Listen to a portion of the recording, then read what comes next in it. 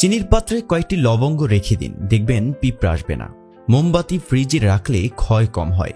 দেশলাই বক্সে কয়েকটি শুকনো চাল রেখে দিলে বর্ষাকালেও দেশলাই কাঠের বারুদ ভালো থাকবে। ভাত সেদ্ধ হওয়ার আগে পানিতে কয়েক ফোঁটা লেবুর রস ও 1 চামচ তেল দিলে ভাত ঝরঝরে থাকে।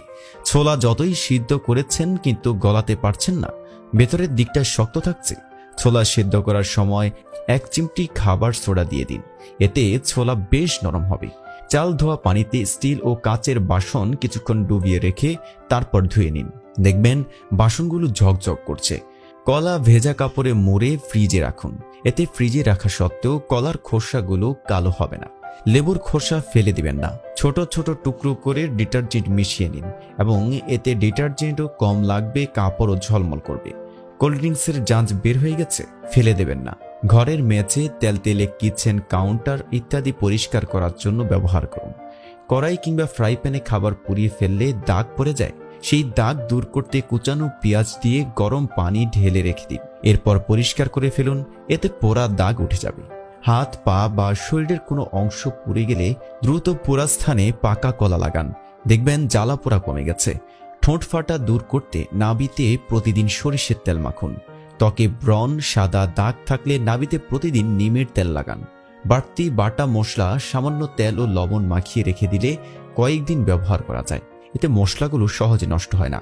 অনেক সময় বাসন থেকে স্টিকার সহজে তোলা যায় না, তুলতে গেলেও আবার আঠালো ভাব লেগে থাকে, তাই হাত দিয়ে না তুলে এক পাশে মোমবাতি ধরুন, এরপর মোমবাতি সরিয়ে এক কোণা থেকে স্টিকার তুলে ফেলুন। পান পাতায় রয়েছে অ্যান্টিব্যাকটেরিয়াল গুণাগুণ, যা একনে দূর করতে সাহায্য করে।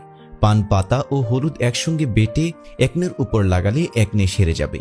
পান পাতা বেটে তিলের তেল বা নারিকেল তেলের সাথে মিশিয়ে মাথার স্ক্যাল্পে লাগান। 1 ঘন্টা পর হালকা শ্যাম্পু দিয়ে ধুয়ে ফেলুন, এতে আপনার চুল পড়া কমে যাবে।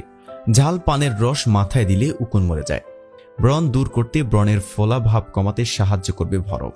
একটি পরিষ্কার কাপড়ে কয়েক টুকরো বরফ নিয়ে ব্রণের উপর হালকা করে চেপে ধরতে হবে, এতে ব্রণ সংকুচিত হবে, ব্যথা কমে যাবে।